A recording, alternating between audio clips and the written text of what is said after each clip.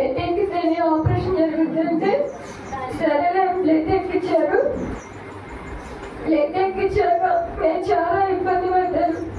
5 రోజుల వరకు కనీసం మంచినీళ్ళు కూడా ఇవ్వలేదు. 8 రోజుల దాకా ఐసీయూలో ఉంచారు. ఒక గంటలో ఆపరేషన్ జరుగుతుండగా బ్లడ్ ఎక్కించిన దాని మీద కామెంట్లు అయినాయి.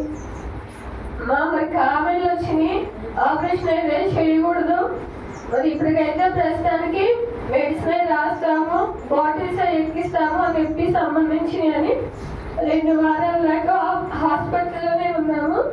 అయితే నేను ఇంటికి వచ్చే రోజు కూడా నాకు స్కానింగ్ తీసి అమ్మ ఏంటుంది, అది ఉప్పుతుంది, ఖచ్చితంగా ఆపరేషన్ చేయాలి, మీరు ఈసారి ఆపరేషన్ సిద్ధపడి రావాలని చెప్పారు. సరేలే ఇంటికి వచ్చాము. ఇంటికి వచ్చాక అందరూ నాకు ముందే చెప్పారు, కుమారి గారు కానీ అమ్మగారు కానీ, నీకు ఎలాంటి ఆపరేషన్ జరగదు, దేవుడే నిన్ను స్వస్థపరుస్తాడని చెప్పారు. నేను నమ్మాను. నా కుటుంబంలో నమ్మి అందరం దేవుడిని అడిగాము, బదిలాడుకున్నాము. నేను మొదటి శుక్రవారం చెకప్ కానీ వెళ్తే స్కానింగ్ చేశారు. ఆ రిపోర్ట్ చూసి డాక్టర్ గారు ఆశ్చర్యపడ్డాడు.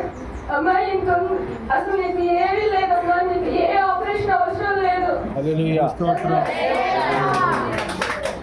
మీరన్నాగా అదేంటండి మరి నీకు ఆపరేషన్ చేయాలన్నారు, సైజ్ పెరుగుతుందన్నారు, ఇప్పుడు ఎంత పెరిగింది ఎంత తగ్గిందంటే ఆయన అన్నాడు కదా, అమ్మ అసలు ఉంటేనే కదా పెరిగిందో తగ్గిందో చూడటానికి, నీకు అసలు ఏ సర్జరీ అవసరం లేదు, ఏ ఆపరేషన్ అవసరం లేదమ్మా, మొత్తం తగ్గిపోయింది, అంతా నార్మల్ గానే ఉందన్నారు.